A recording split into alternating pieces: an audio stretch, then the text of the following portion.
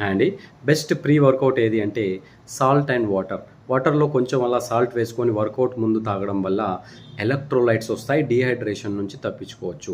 Best work out plan ఏది అంటే consistency. క్రమం తప్పకుండా అట్‌లీస్ట్ వీక్లీ 4-5 డేస్ వర్కౌట్ చేస్తే అది ది బెస్ట్ వర్కౌట్ ప్లాన్. మూడోది బెస్ట్ ఫ్యాట్ బర్నర్ ఏది అంటే మనం తీసుకునే ఫుడ్‌లో జంక్ ఫుడ్ అవాయిడ్ చేయడం. ప్రాసెస్డ్ ఫుడ్స్ ఎంత వీలైతే అంత తగ్గించుకోవడం.